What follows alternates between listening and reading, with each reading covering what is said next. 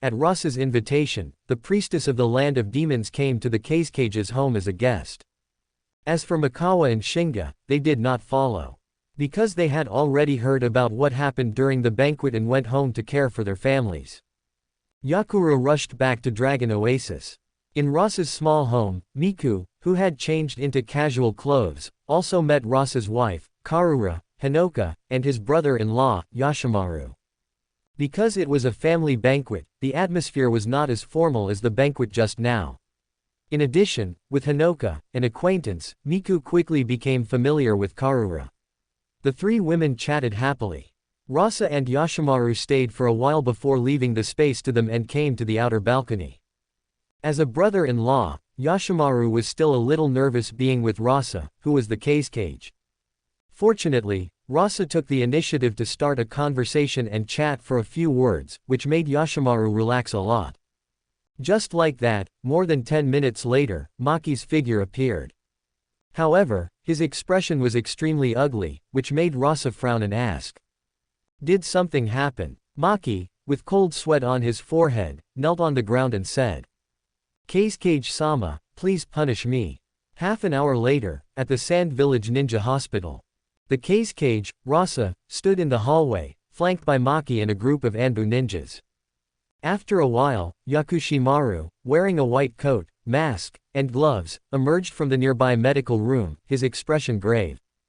Reporting, Lord Kazekage, both of them died from poisoning, and the poison they ingested is the specially made potent poison used in our Sand Village puppets. Upon hearing this, Maki instantly broke out in a cold sweat, and the Anbu behind him trembled. That's impossible, Lord Kazekage. The deaths of these two Cloud and Stone Village ninjas were not the work of our Anbu. At this moment, Rasa, who had vaguely sensed the scheme hidden beneath this strange scene, remained calm, but his eyes held a reprimanding gaze. Maki, as the leader of the Anbu, you are acting far too unprofessionally. Only then did Maki realize that he was indeed panicking too much. However, it was understandable. Because the potential consequences of this matter were too terrifying. Recount the entire course of events again. Yes. In short, during the 2 hours that the Sand Village was hosting the banquet for the priestess of the land of demons. A Cloud Village ninja named Samui and a Stone Village ninja named Magoi suddenly clashed with the Anbu guarding the entrance. Rasa was aware of this incident, both of them were clamoring for alcohol. Although the Anbu ninjas were somewhat displeased, they still provided them with alcohol. However, the two were still not satisfied. After drinking, they acted drunk, stood at the entrance, and found fault with everything, belittling the Sand Village while obstructing the Sand Village ninjas from entering. Nevertheless, diplomacy was paramount, especially during such a lively village celebration, so the Anbu ninjas had no choice but to endure. However, not long after the banquet ended, a scream suddenly echoed from the residences of these two.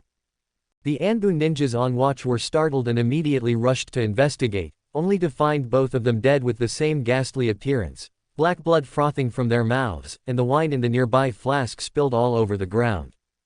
The Anbu ninjas immediately realized something was wrong and reported to Maki, who then brought them to the hospital. But it was too late. The leaders of the Cloud Village ninjas, Tsuchikage, and the Stone Village ninjas, Kuritsuchi, also rushed over immediately, acting as if they would declare war on the Sand Village if they didn't receive a proper explanation. After listening to Maki's account, Yakushimaru also felt that something was strange. Rasa, on the other hand, had a general understanding and asked Maki. Maki, you are the leader of the Anbu, what do you think is going on? Cold sweat dripped from Maki's forehead. He knew that if this matter was not handled properly, it could directly trigger a war, plunging the village into an abyss of no return. Lord Kazekage, it is absolutely impossible for the Anbu to have done this. Although Maki couldn't guarantee 100% control over the Anbu, after all, human hearts were unpredictable, and he had only been the leader of the Anbu for a year. However, those who could be here were his trusted aides, and he had great faith in these people. Then who do you think did it? Maki lowered his head even further, but his mind was already racing. After calming down and understanding, he immediately said. Reporting, Lord Kazekage. I think it was the stone and cloud villages themselves, in order to frame our sand village and launch a war against us. Then do you have any evidence? Right now, all the unfavorable factors point to us. Do you think anyone would believe what you just said? Maki's face turned grim. This was also the reason for his current anger and embarrassment. This was a blatant scheme, using the lives of their own village's ninjas as a price to frame the sand village. It was something that the Anbu could not have anticipated, and even if they had, they would have been powerless to stop it. What are you prepared to do next? Rasa looked down through the window and could see Tsuchikage, a Jonin from the Cloud Village, and Kuretsuchi, a Jonin from the Stone Village, already blocking the entrance of the Sand Village Ninja Hospital. They were loudly venting their anger, demanding justice from the Sand Village. The Sand Village Ninja Hospital already had a large number of people, and the appearance of two ninjas from the Cloud and Stone Villages attracted even more attention. There were not only civilians from the Sand Village but also people from other countries. In addition, the curfew was not enforced today because of the festival, making the Sand Village lively even at this late hour. It seemed that this was also part of the Cloud and Stone Village's plan. Indeed, one should not underestimate anyone in this world. Compared to Rasa's calmness, Maki's mind was racing, but under such a blatant scheme, he still couldn't think of any solution and could only tremble and say with cold sweat dripping down his face. Reporting, Lord Kazekage. Seeing this, Rasa felt somewhat helpless but didn't say much. Even he probably couldn't have prepared in advance for this stunt pulled by the Cloud and Stone Villages. Now, under the Cloud and Stone Villages' blatant scheme, the Sand Village was suddenly at a disadvantage in terms of public opinion. And it was the kind that couldn't be proven otherwise. Then, there was only one way. Remember, Maki, when the facts are completely against us, there is only one way to get out of the predicament, and that is to completely muddy the waters. After saying that, Rasa glanced at Maki meaningfully and then left on his own. Maki, still with cold sweat on his forehead, pondered the words the Kazekage had just said, and suddenly his eyes lit up.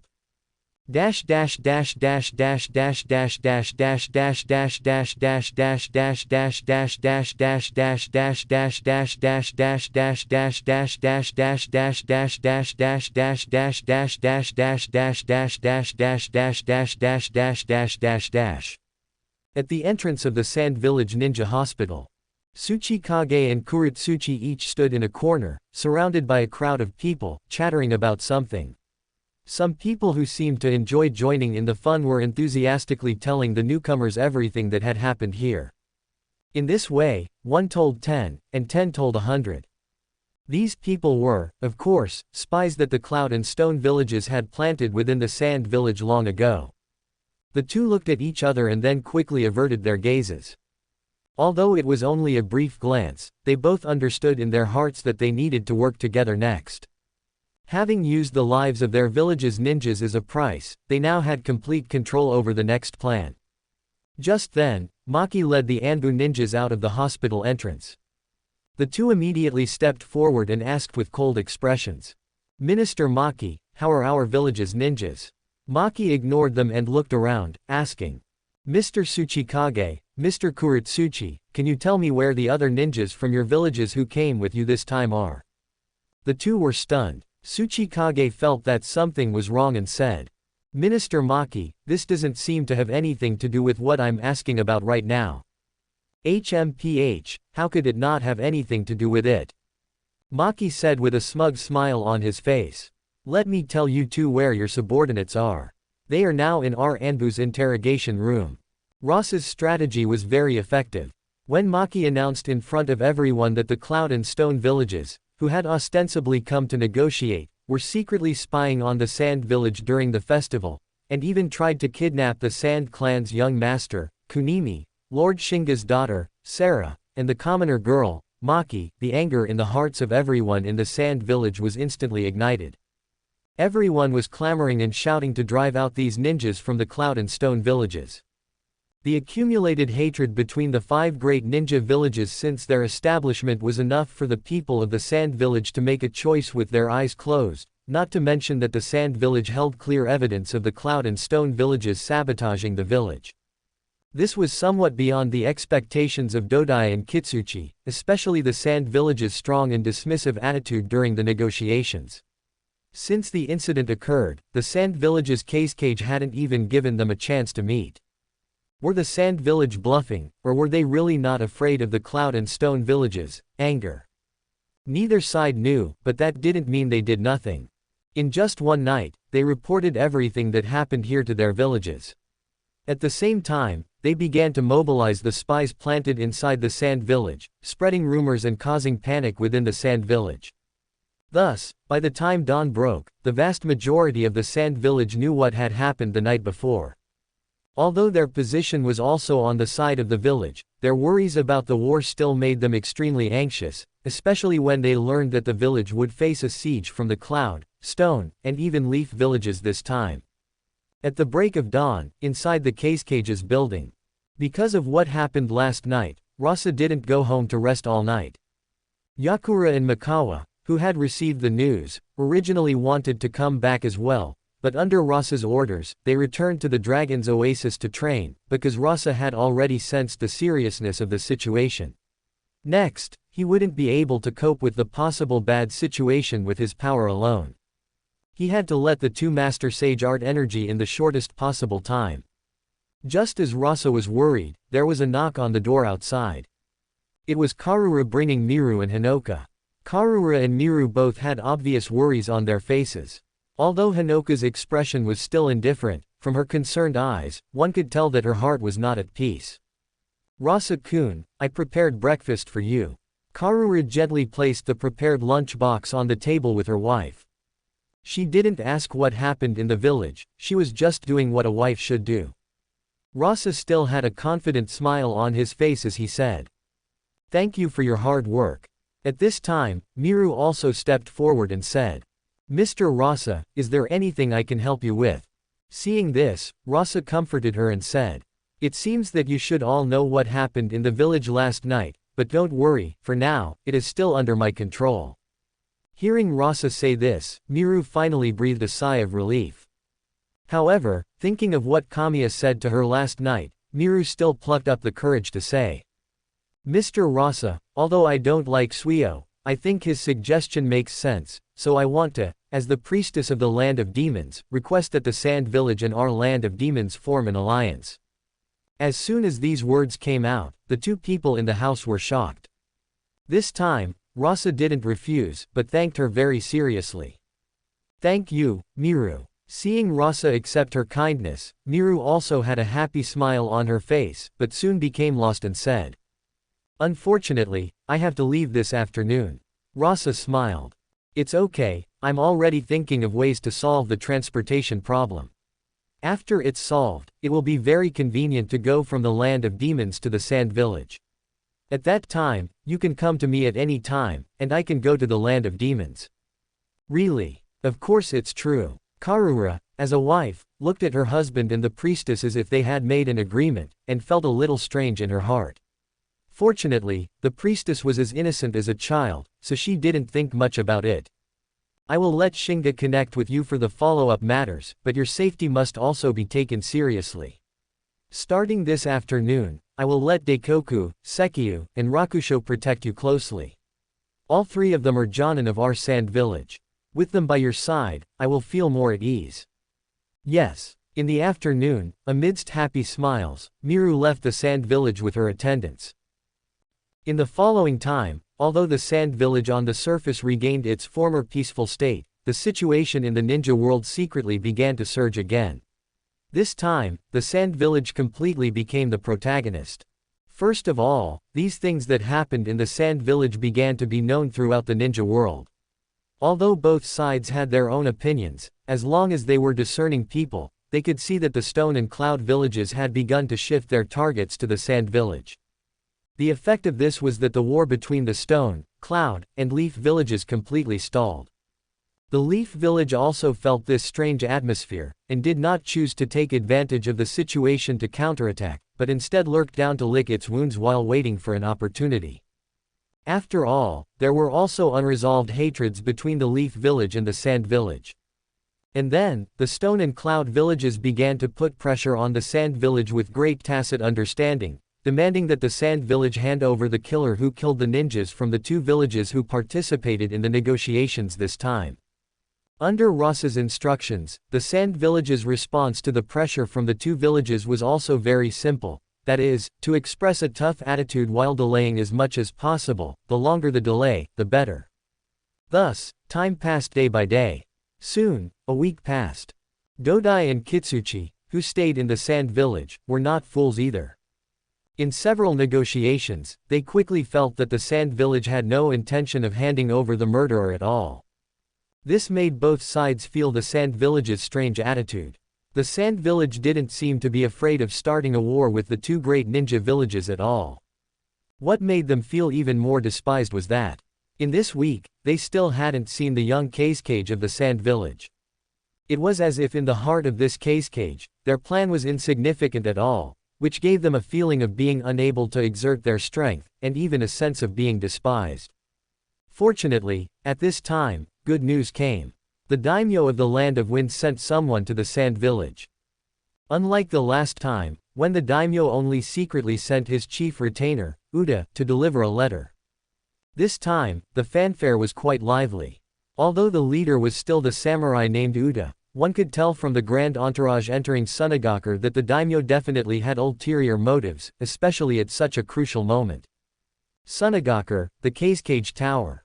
As the Kazekage, Rasa once again met with Uda, a confidant of the daimyo.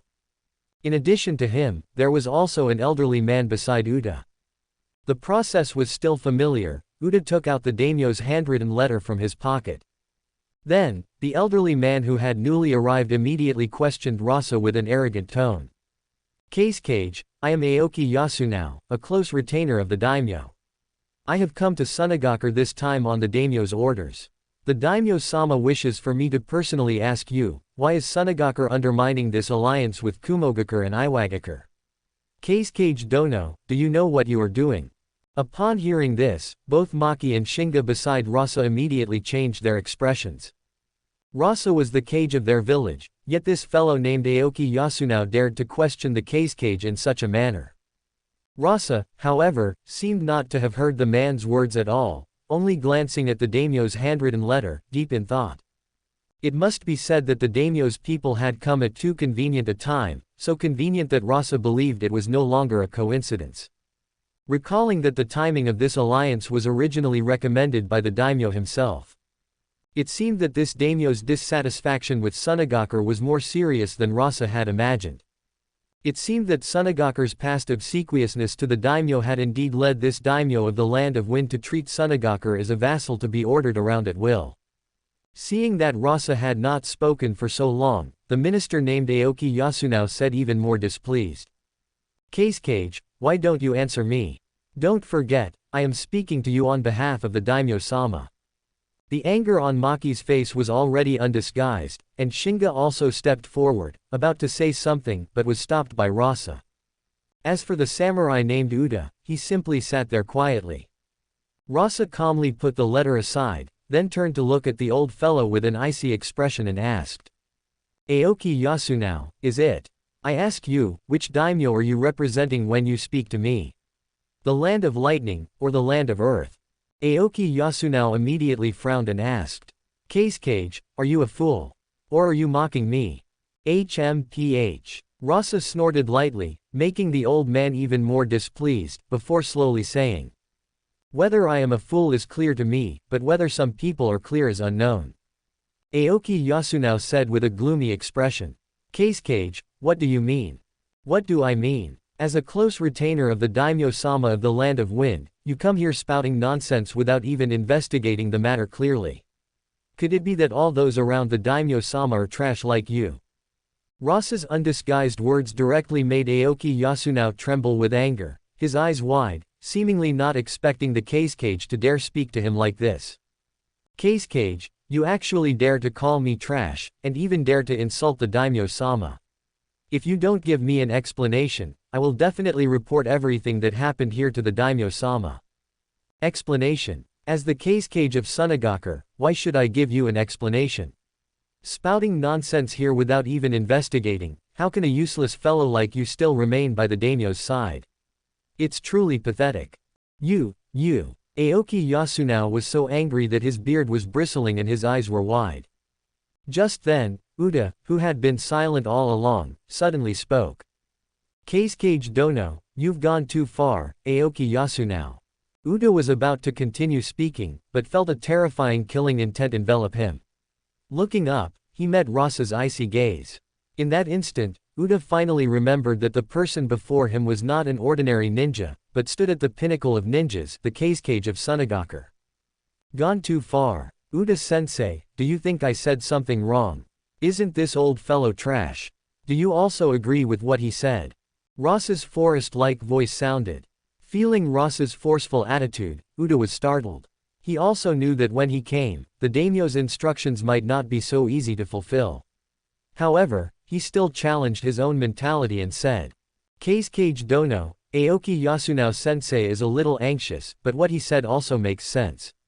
I have heard of some things that Kumogakur and Iwagakur have done in Sunagaku, but in the face of the righteousness of the three-nation alliance, I feel that these contradictions can be temporarily put aside. After all, the land of fire is too fertile. If our three countries unite, we can definitely defeat Konoha and divide the land of fire. Rasa did not refute, but instead asked, Uda-sensei, you keep talking about the three great nations uniting, defeating Konoha, and dividing the land of fire. Then, I would like to ask, Uda-sensei, why do you think that after defeating Konoha, the land of lightning and the land of earth will let our land of wind also become a part of the division of the land of fire? Uda was stunned, but Aoki Yasunao immediately found a place where he could interject and said, of course, our three great nations have an agreement. Agreement? Has our land of wind already confirmed an alliance with the land of lightning and the land of earth? Of course not, I have come here to facilitate this matter. If Sunagaku does not first reach an alliance with Kumogakur and Iwagakur, how can the alliance of the three great nations be discussed? Rasa, however, completely ignored this fool and instead said to Uda, who looked slightly smarter. Uda-sensei, do you know how many ninjas are currently registered in Sunagaku? At this point, Uda, who had roughly understood Rasa's meaning, also calmly asked. How many? Even if this year, due to Sunagaku's good development momentum, the number of ninjas has increased to a certain extent, but even with the ninjas who graduated this year, it is only barely 4,000. And how many ninjas do Kumogakur and Iwagakur have? Not to mention those hidden ones, just from the number of ninjas that the two ninja villages have invested in the Konoha battlefield this time, Kumogakur has more than 10,000 people, and Iwagakur also has 8,000. Quote exclamation mark exclamation mark exclamation mark quote. This time, not only Uda, but even Aoki Yasunao was extremely surprised. The gap is actually so big, Uda said in shock. Aoki Yasunao then asked fiercely. Kazekage, isn't this your problem? What did you do with the funds that the daimyo-sama allocated to the village? Why is the number of ninjas in Sunagaku so small? Fool. Rasa rolled his eyes at the old fellow before saying to Uda. The training of ninjas takes time. Only 8 years have passed since the last Shinobi World War. Sunagaku suffered heavy losses last time. It is impossible to restore the previous number of ninjas in 8 years, especially since the environment of Sunagaku is so harsh, so. Rasa looked at Aoki Yasunao. Aoki-sensei, instead of questioning me here, you should ask the daimyo to allocate more military expenses to Sunagaku. After saying that, Rasa ignored the teeth-gritting Aoki Yasunao and said to Uda. Please trouble Uda-sensei to go back and report to the daimyo-sama. In terms of Sunagaku's current strength, even if our three countries unite, the land of wind will not be the one to get the biggest piece of the cake in the end. We may even disappear because of this. After all, war is about death, and the current Sunagaku can no longer withstand a war. Although Oda was a samurai, his political wisdom was not low, otherwise, he would not have been valued by the daimyo. Therefore, after listening to Luo Sha's words, he also realized that the daimyo had fallen into a trap. The alliance request from the land of earth and the land of thunder was indeed a candy containing poison. At the same time, through his conversation with Luo Sha, he could also feel it. Although this Feng Ying indeed had a sense of arrogance,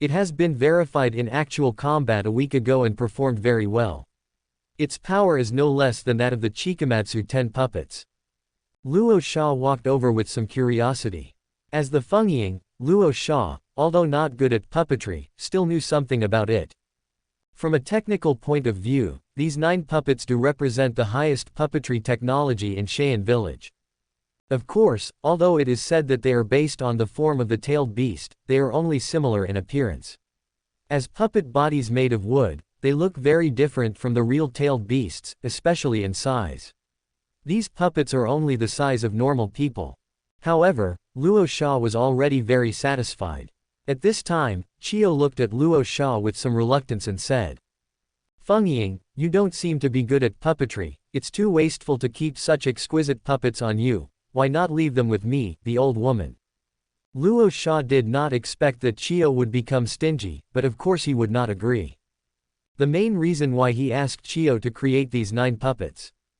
It was mainly because he remembered a trick used by Uzumaki Menma in the Naruto movie, Road to Ninja, 9-headed Suporoka, summoning 9 puppets wearing masks to fight the Akatsuki organization. Of course, being handsome is one aspect, and another aspect is that this trick is very practical for the current Luo Sha. Because he obtained another ability from Morio besides the Yellow Spring Space. I saw him making hand seals, and from his body, 9 groups of immortal arts energy turned into 9 worms and drilled into these 9 puppets. In an instant, these 9 puppets made of wood were wrapped in immortal arts energy, and the wooden bodies began to change their appearance. In a short while, 9 lifelike tailed beasts, like real animals, but much smaller in size, appeared in front of everyone. This scene stunned the 3 people present. Only Washu looked at the cute little tailed beasts in front of her, and her eyes lit up. "Kawaii, Luo Sha-sama, can I touch them?" "Of course." Washu immediately walked over excitedly, touching these 9 tailed beasts, and these 9 small tailed beasts seemed to be real life, making whimpering sounds under Washu's stroking, which made Washu even happier. "Wow, so cute, Hinoka-ni-chan, you should try it too." This is the ability that Luo Sha obtained from Morio, he called it the puppet worm. He can create life-like parasites with his immortal arts energy, just like Morio turned his body into worms and destroyed Luo Sha's Shukaku form. Objects parasitized by puppet worms can be completely controlled by puppet worms, and can also use the abilities of the caster. Luo Sha is not greedy, he does not expect these 9 puppets to become real tailed beasts, but it is not bad to be able to use a part of the tailed beast's power. The special ability that Rasa displayed astonished both Chiyo and Ebizo. As a puppeteer, Chiyo immediately stepped forward to examine the puppets, a look of disbelief on her face. She discovered that these puppets, pieced together from countless parts, had been transformed by Rasa's power into a complete entity. While exhibiting some biological characteristics on the outside, their interiors contained a special, insect-like energy core. Countless thread-like strands, resembling meridians, extended from these cores, linking all the mechanisms within the puppet's body. This immediately made Chiyo think of the forbidden art of the Sand Village's puppetry, human puppets. That is, using the bodies of living people to create puppets.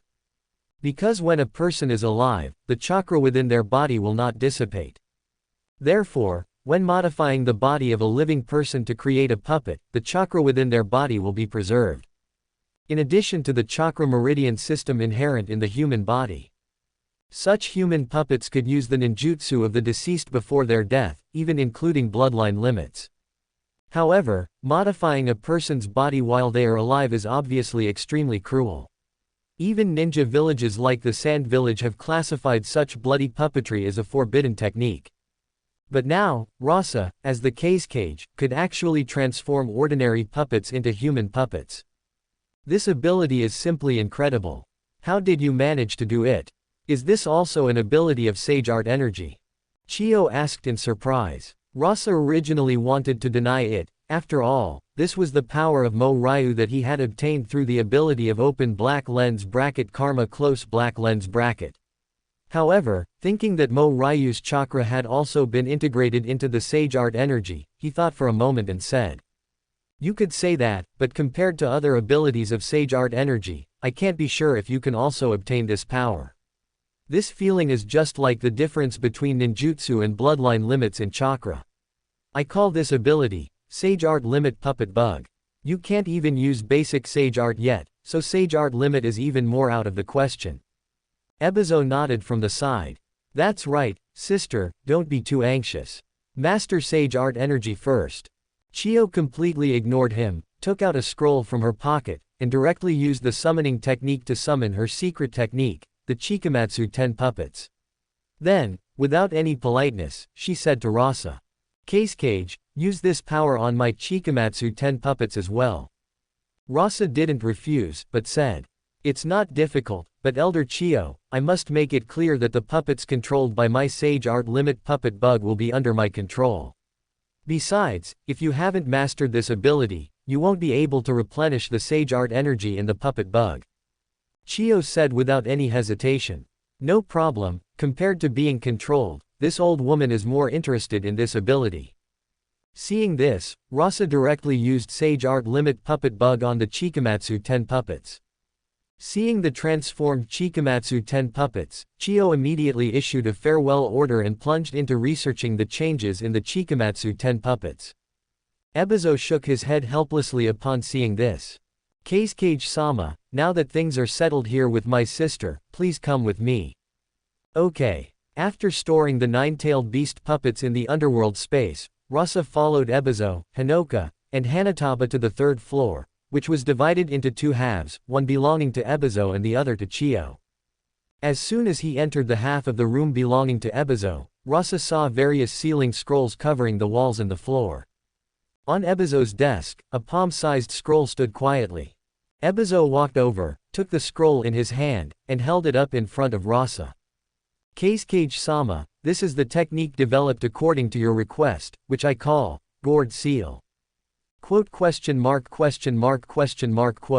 This strange name made Rasa a little confused, so he took the scroll and opened it, and understood why Ebizo would give it this name.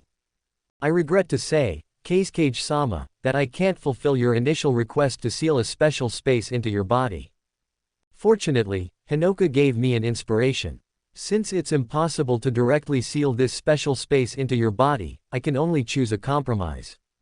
That is, like a gourd, create a separate space and treat it as the upper part of the gourd, which I call the sub-space, sealed within your body, Kazekage-sama. Then, the special space is used as the lower part of the gourd, which I call the main space, and a channel linking the two spaces is built within it using the power of space-time ninjutsu. This is the principle of the gourd seal. The entire development process is thanks to Hinoka. If it weren't for the Uzumaki clan's sealing techniques she provided, which gave me a lot of inspiration, I wouldn't have been able to successfully develop this technique. Hearing Ebizo's words, Rasa, after briefly looking at the gourd seal technique, nodded and said to the two. Thank you for your hard work. This is what we should do. Kazekage-sama, you have done so much for the village. On the contrary, all this old man can do is this. Ebizo was very calm, but Hinoka looked at Rasa and suddenly said. No need to thank me. Being able to complete this technique is also thanks to the space-time ninjutsu you provided. However, if you really want to thank me, I want something as a reward, but I'm afraid you might be reluctant to part with it. Hanataba immediately pulled Hinoka's sleeve nervously. Rasa also asked curiously, what is it? Hinoka glanced at the nervous Hanataba, a trace of gentleness flashed in her eyes, and said. I want to talk to you alone. Rasa was a little surprised, but nodded and changed the subject to ask. Has the gourd seal been verified? Ebizo answered. Don't worry, Kazekage-sama. Originally, human experiments needed some preparation, but unexpectedly, that group of Iwagakure ninjas delivered themselves to our door. I see. Was it successful? Yes. Please come with me, Kazekage-sama. Under Ebizo's guidance, the three came to Chiyo's laboratory. In one of the rooms, Rasa saw the Iwagakure ninjas tied to 4 experimental tables, blindfolded, revealing their chests engraved with sealing formulas, and in a state of slumber. Sister has already put them to sleep with anesthetics, Kazekage-sama, you can see the seals on their bodies yourself.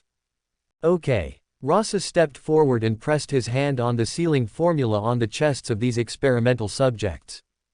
As Sage Art energy was injected, A huge and empty space, the size of a football field, appeared in his perception. In the very center of this space, there was a Bagua pattern. As long as Sage Art energy was injected into it, the Bagua would open, and Sage Art energy from the Dragon Oasis would quickly pour in. Not bad. Rasa rarely failed to hide his emotions, because he was truly satisfied with the effect of this technique. With the emergence of this technique, Rasa could be considered to have the capital to face the future Sage of the Six Paths. That was a sense of security that even his golden finger open black lens bracket karma close black lens bracket could not give him. Don't look at Rasa now, who already possesses the immortal chakra energy transformed from the dragon veins and Morio is the source of his power, but compared to the natural energy of the three great sacred grounds and the chakra possessed by the 10 tails, the immortal chakra energy is still too small. Although the characteristics of immortal chakra energy can make these two energies exert power far beyond themselves, from a quantitative point of view, the immortal chakra energy of the dragon veins and Morio is only the size of two-tailed beasts. But what kind of enemies might Rasa encounter? Not to mention the three great sacred grounds. Kagaya Otsutsuki is the combination of the 9-tailed beasts and all the chakra in this world. And Hagoromo Otsutsuki, as the sage of the six paths, can also seal such a powerful Kagaya Otsutsuki. It is enough to show that the ceiling of this world is really high. And after 1,000 years, the sage of the six paths has become so powerful that no one knows what level he has reached. The power of yin and yang that was only given to Naruto and Sasuke easily sealed Kagaya. This level of power, and he still says that he is just a remnant of chakra after death, no one believes it. Not to mention the unappeared Otsutsuki clan and the god of Otsutsuki. It is also for this reason that Rasa still does not dare to have any ideas about the tailed beasts. Rasa is not Madara Uchiha, the reincarnation of the sage of the six paths, own son. He has no doubt that if he attacks these tailed beasts, the sage of the six paths might really come out of the pure land to clean him up. And from the qualitative point of view, although the free characteristics of immortal chakra energy are powerful, for Rasa, there is a very fatal point, that is, it cannot improve Rasa's own power too much. To put it simply, it is what Rasa once said, the ninjas in the Naruto world are all high attack and low defense. High attack is because of the existence of chakra, but low defense is because chakra does not improve the ninja's body much but instead consumes the body's strength. Although the existence of immortal chakra energy eliminates the consumption of chakra on the body, it still does not significantly improve the ninja's body, but it is different with this sealing formula. He can use this sealing formula to practice the Dragon Cave's Dragon Transformation Secret Technique. And the essence of the Dragon Cave, Dragon Transformation Secret Technique is evolution. Of course, Rasa couldn't wait to practice the Dragon Transformation Secret Technique, but before that, there was one more thing to do. Ebizo very sensibly left with the bouquet. Only Rasa and Hinoka were left here. Can you tell me now? What reward do you want? Hinoka's answer did surprise Rasa somewhat. I learned from the bouquet that the research Chiyo is conducting is the connection between the Uchiha clan and the Senju clan and the Uzumaki clan real. Rasa raised an eyebrow. He wasn't surprised that Hinoka knew about these things. However, he seemed to know what Hinoka wanted. Do you mean? As Rasa expected, Hinoka said very directly. I want the Mangekyo Sharingan in Chiyo's hand and transplant it into my body. The air in the entire room quieted down. Rasa looked at Hinoka, whose delicate face was full of determination, with some surprise, and said softly. Can you tell me why? Hinoka lowered her head and said with a look of reminiscence. On the day the Uzumaki clan was destroyed, I understood a truth. If you want to survive in this ninja world, you should not place your hope of survival on others, just like the Uzumaki clan's reliance on Konoha. I just want to rely on my own strength to protect myself and Hanataba. Rasa was a little surprised. As expected, Hinoka, as the older sister, was much more mature than the childish Hanataba. No problem, I can give you that Mangekyo Sharingan. In addition, I can give you one more. After all, the Sharingan needs two together to perfectly exert its power.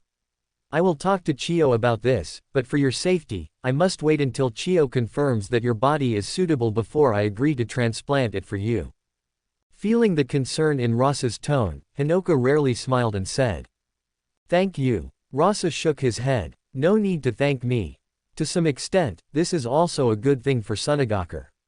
If you can exert the power of the Sharingan, Sunagaku will have one more ninja who can stand alone." Hinoka did not deny it. Although her words just now, the purpose of getting the Sharingan was only to protect herself and Hanataba, both of them knew that their fate was already highly bound to Sunagaku and Rasa. Thinking of this, Hinoka also looked up at Rasa and said slowly, "There is still some time. If Kazekage-sama doesn't mind, I will teach Kazekage-sama the gourd sealing."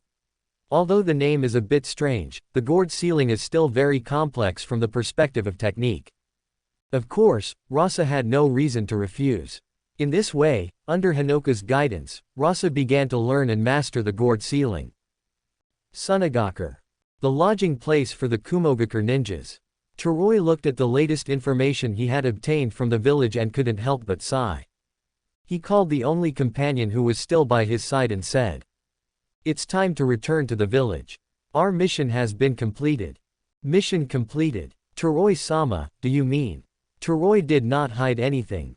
This Kazekage-sama's wisdom is extraordinary. He even managed to persuade the daimyo. It seems that the method of exerting pressure through the daimyo will not work.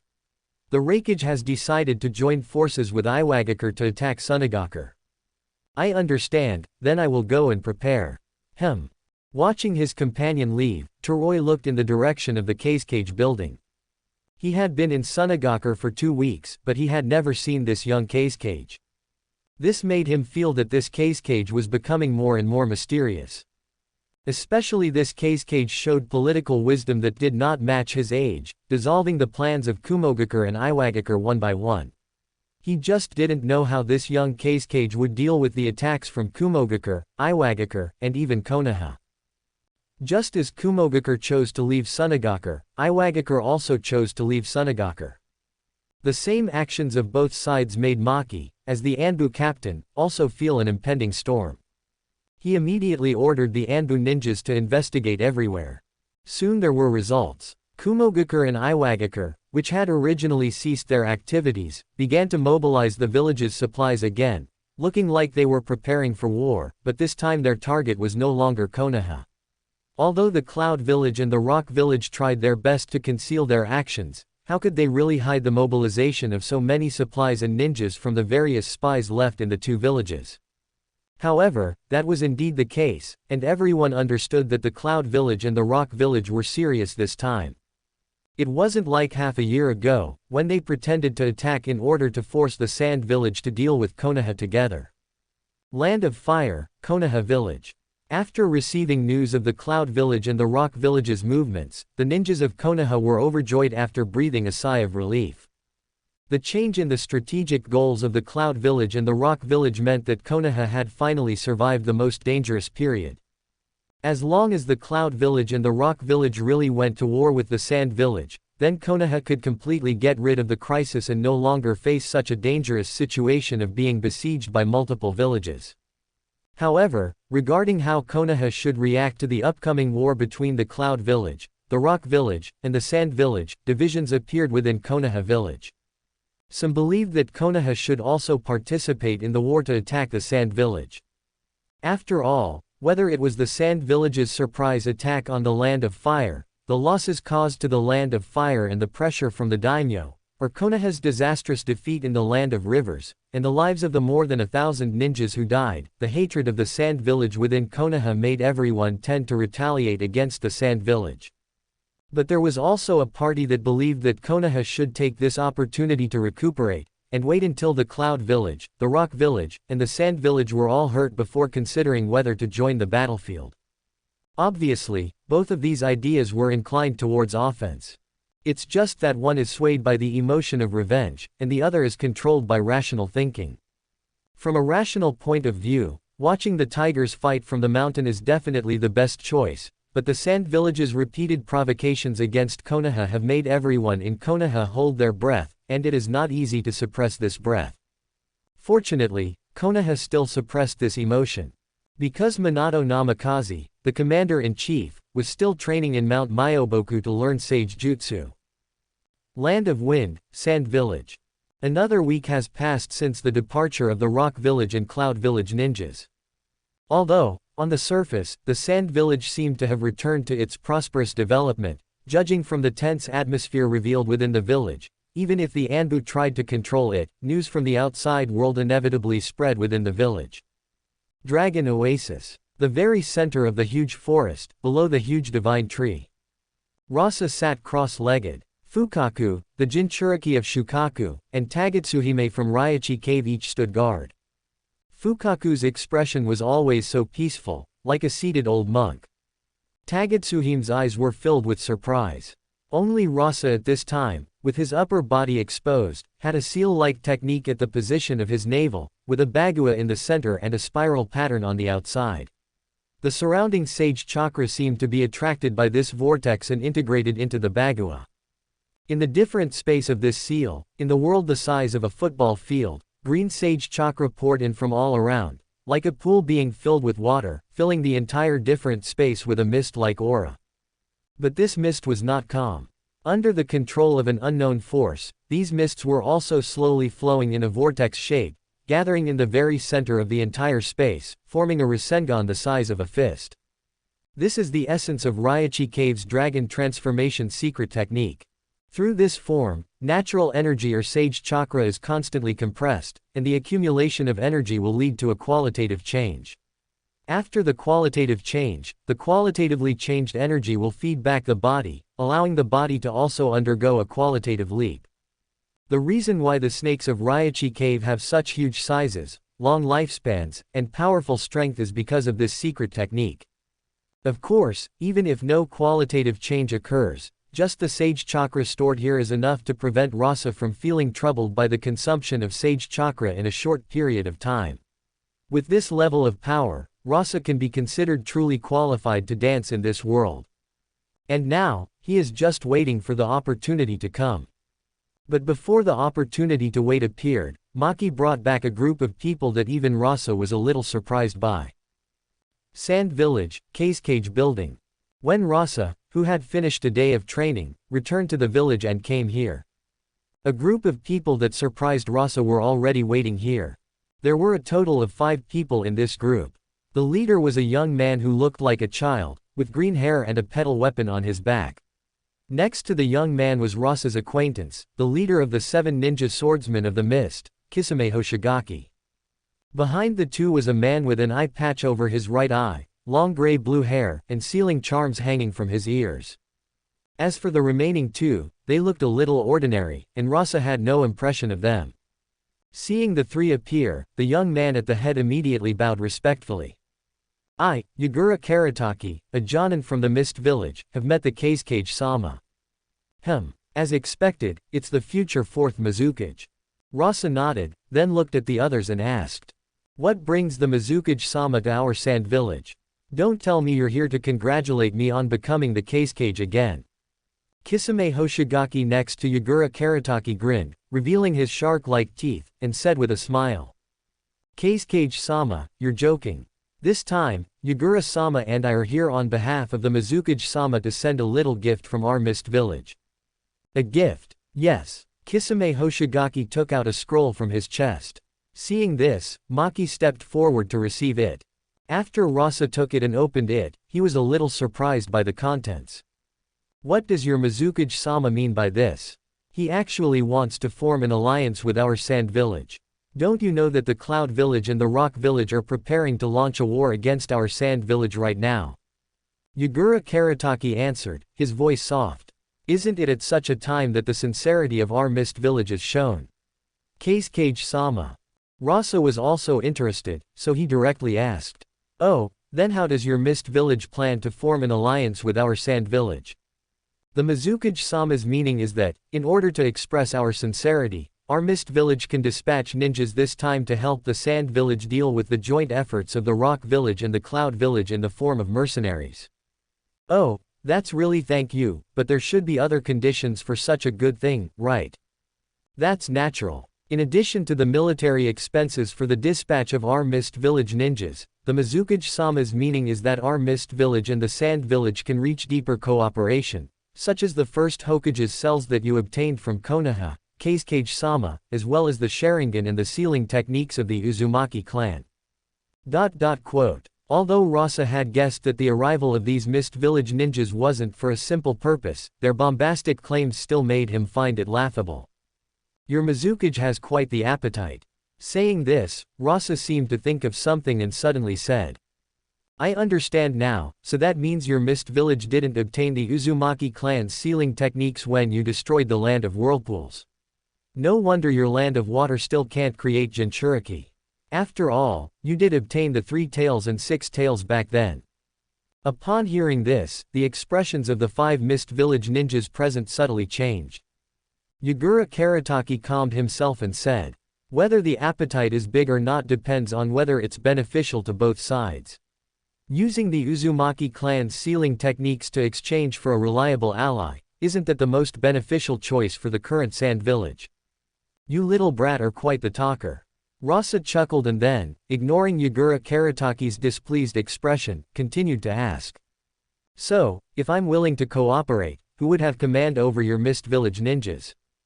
This question stunned Yagura Karataki, but he then said, the command of our Mist Village ninjas naturally belongs to our Mist Village. However, Lord Kazekage can rest assured, since we are mercenaries, we will definitely prioritize completing the employer's mission as our primary goal. Oh, so you're saying I should use the precious Uzumaki clan's sealing techniques to exchange for a group of Mist Village ninjas who won't listen to my commands at all? Hey, is it your Mist Village ninjas who misunderstand the concept of war, or is it me? And with the sealing techniques, Mist Village can create 2 powerful Jinchuriki. Is your Mizukage treating me like a fool? Quote exclamation mark exclamation mark exclamation mark quote. The expressions of the Mist Village group changed once again. Yagura Karataki had to step forward and say, but doesn't this indeed alleviate the Sand Village's current situation? Lord Kazekage, the Cloud Village and Rock Village won't give Sand Village time, and the Leaf Village will follow closely behind. The Sand Village's situation has already reached a critical moment. Only by allying with our Mist Village is it the best choice. Yagura Karataki's words once again calmed the Mist Village group. Unfortunately, Rasa only smiled faintly at this and said, so, your Mist Village is preparing to take advantage of the situation. Rasa didn't give these Mist Village ninjas any chance to continue speaking and directly said to Maki. See them off, Maki. Yagura Karataki, go back and tell your Mizukage to clear his head before coming to negotiate with our Sand Village. After saying that, he stood up and left. Lord Kazekage. Yagura Karataki wanted to say more, but Maki stood in front of the group with a displeased expression and extended his hand. Please return, everyone. Don't waste Lord Kazekage's time. Yagura Karataki frowned tightly, but still chose to lead the group away. HMPH. On the rooftop of the Kazekage building. Looking at the departing Mist Village group, Rasa's face was full of disdain. Perhaps to the current ninja world, the weak Sand Village, facing the siege of the Rock Village and Cloud Village, has become meat on the chopping block, and everyone wants to come and take a bite. Unfortunately, they don't know that crisis is also an opportunity. If they can overcome this crisis and defeat the alliance of the Rock Village and Cloud Village, the Sand Village can directly surpass the Mist Village, Rock Village, and Cloud Village in the ninja world and become an existence comparable to the Leaf Village. To use that classic phrase, it's better to strike one blow to avoid 100. Not long after, Maki also returned and whispered in Rasa's ear. Lord Kazekage, the Mist Village ninjas have been sent away. Rasa nodded, then seemed to think of something and said. These Mist Village ninjas really like to fish in troubled waters. However, their arrival has reminded me. As Rasa spoke, he looked at Maki and ordered. Ever since the first Hokage distributed the 3 tails and 6 tails to the Mist Village, there hasn't been a Jinchuriki appearing in Mist Village. Investigate and see if you can find the place where these 2-tailed beasts are sealed. Maki was shocked. He didn't expect that at such a time, Lord Kazekage would still covet the Mist Village's 2-tailed beasts. Hey, Lord Kazekage, I will send people to investigate. After speaking, he thought for a moment and still asked. Then Lord Kazekage, should we make some preparations? The Rock Village and Cloud Village have already shown large-scale movements of supplies. I'm afraid it won't be long before they attack our Land of Wind. Maki asked this because since the Cloud Village and Rock Village ninjas left a week ago, the Anbu had learned that the Cloud Village and Rock Village had made big moves, seemingly preparing to start a war against the Sand Village. However, Rasa, as the Kazekage, hadn't issued any orders or made any preparations. He only warned the ninjas in the village who were out on missions to be careful, and then there was no further action. Hearing this, Rasa looked towards the direction of the Dragon Oasis in the distance and slowly said, Maki, how many chances of victory do you think we have, with the Sand Village's current strength, against the Cloud Village and Rock Village's attack? Maki's expression became somewhat somber, but he still cheered himself up and said, Lord Kazekage, although the strength of the weaker ninjas in our Sand Village is weaker compared to the Rock Village and Cloud Village, with the power of Lord Kazekage, Lady Pakura, and Lord Mikawa, it is not weaker than those strong individuals in the Rock Village and Cloud Village. In addition, with that unique senjutsu energy, I believe that our Sand Village can definitely resist this attack like the Leaf Village. Like the Leaf Village, then how many people do you think will die by then? The Leaf Village even sent children to the battlefield. At this point, Rasa no longer concealed his thoughts, especially since Maki was his most trusted subordinate. Our Sand Village cannot withstand damage like the Second Shinobi World War. The number of our ninjas is already small. If we endure like the Leaf Village and fight against the Rock Village and Cloud Village, even if we win in the end, it's uncertain how many will survive. Therefore, we cannot fight against the Rock Village and Cloud Village like the Leaf Village, but rather determine the victory in one battle. Determine the victory in one battle. Maki's face revealed endless surprise, and then he seemed to think of something and said, Lord Kazekage, are you saying like the surprise attack on the Land of Fire, we will only send Jonin? But with the experience from last time, the other villages should be prepared. Rasa nodded, then said something that made Maki's expression change drastically. So this time, I don't even plan to send Jonin. This operation only needs me, Pakura, and Mikawa. I call it the decapitation strike. Quote exclamation mark exclamation mark exclamation mark quote. Before Maki could react, he heard Rasa directly issue an order. Next, you don't need to worry about the Cloud Village side, just make a show of it. But I want the Anbu to keep a close eye on the Rock Village side. I need to know their every move. With Onoki's character, as long as we hurt the Rock Village, this old guy will definitely choose to protect himself for the sake of the village and withdraw from this war. By then, the alliance between the two sides will naturally collapse. Maki's eyes lit up instantly, and he looked at Rasa with admiration. Besides that, I need you to do one more thing. Do you still remember that organization called Akatsuki? Since they are mercenaries, instead of hiring the Mist Village, who harbor ulterior motives, it's better to choose this group of guys who are easier to control. Rain Country, Rain Hidden Village. In the torrential rain, two ninjas wearing black cloaks with red clouds were moving quickly on the waterlogged ground. About half an hour later, the two arrived at a hidden cave in a valley. By the bright bonfire inside, their figures could be seen clearly. The leader was Yahiko, the current leader of the Akatsuki organization, with Nagato, who has red hair, beside him. Both of them looked exhausted. The Akatsuki organization has not been having a good time lately. Although the war between Konoha and Iwagakure and Kumogakure has temporarily come to an end, it does not mean that the ninjas of Iwagakure, Kumogakure, and Konoha have stopped their actions, especially after Iwagakure and Kumogakure seemed to have the intention of attacking Sunagakure. The ninjas of the two villages began to make big moves again. The biggest consumption of war, in addition to military expenses, is all kinds of materials. This cannot be supported only by the military expenses allocated by the daimyo in the background of the ninja villages. Therefore, sweeping the property of civilians in these small countries and the lands they occupy is a common method used by these ninjas. Not to mention Iwagakure and Kumogakure, even Konoha often does this kind of thing. The purpose of the Akatsuki organization is to protect the small countries caught in the cracks of the great powers' wars. This has led to no small amount of conflict between the Akatsuki organization and Iwagakure, Kumogakure, and Konoha during this period. The Akatsuki organization now has only a little over 1,000 ninjas.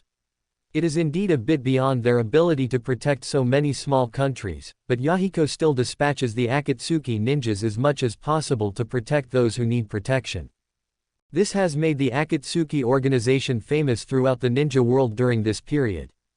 However, just today, Conan, who is in charge of intelligence, suddenly sent a message to them through secret techniques, saying that there was an emergency that required the two of them, as members of the Akatsuki organization, to come back and make a decision in person.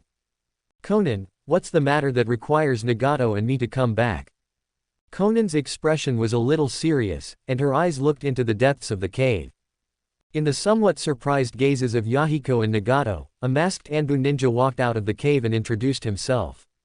I am a ninja from the Sunagaker Anbu, code name, White Thorn. I am here on behalf of the Kazekage to meet the leader of the Akatsuki organization. Sunagaker, Kazekage. This surprised both Yahiko and Nagato. It has been half a year since their last meeting with the Kazekage of Sunagaker. Both of them did not expect that the Kazekage of Sunagaker would take the initiative to find them.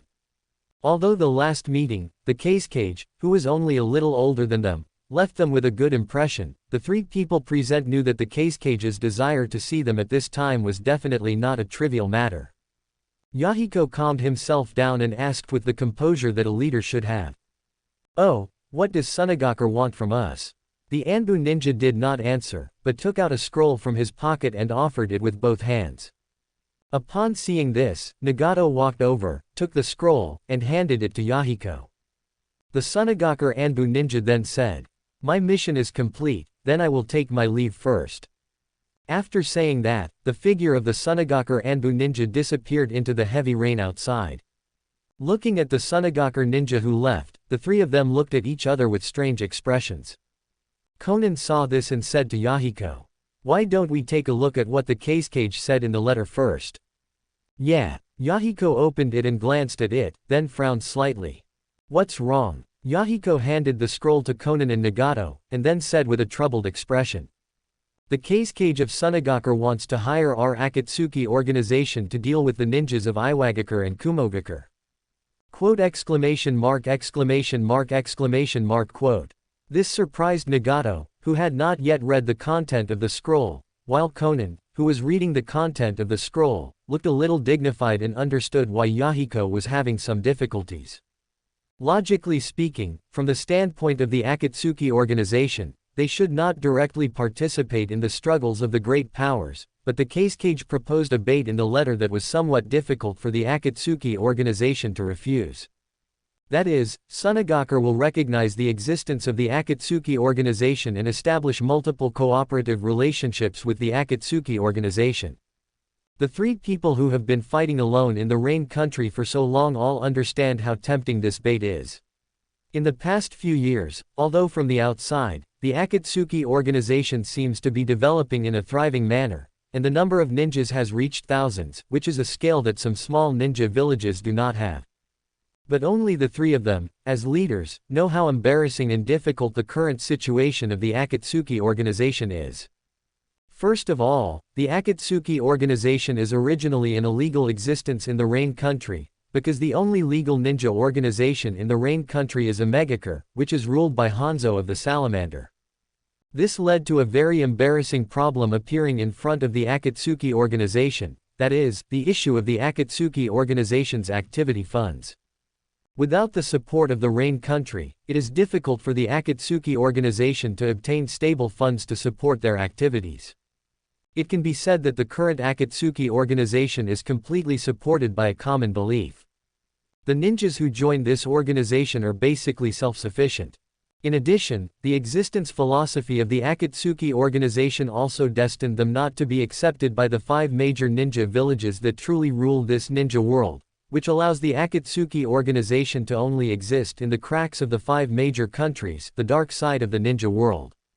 If this was the Akatsuki organization after Yahiko's death, when Nagato transformed into pain, they would certainly not care about this issue, but the current leader of the Akatsuki organization is Yahiko, who is still wholeheartedly looking forward to realizing the wish of world peace. Of course, he expects the Akatsuki organization to have greater achievements and for the Akatsuki organization's philosophy to be recognized by more people. However, this condition, although tempting, is also a poisonous candy. Because once Yahiko accepts it, it means that a certain unspoken rule between the Akatsuki organization and Omegakure will be broken. It is impossible for the Rain country to have two ninja organizations recognized by the world at the same time. Secondly, it will also offend Iwagakure and Kumogakure. Conan also knew this, so she said with a complicated expression. Yahiko, whatever you decide to do, we will support you. Nagato also nodded while looking at the contents of the scroll in his hand. Yahiko was also having a headache at this moment. Perhaps he was really not suitable to be the leader of an organization. He understood the benefits that cooperation with Sunagakure would bring to the Akatsuki organization, but he also understood that if not handled properly, it could lead to the collapse of the Akatsuki organization's internal beliefs.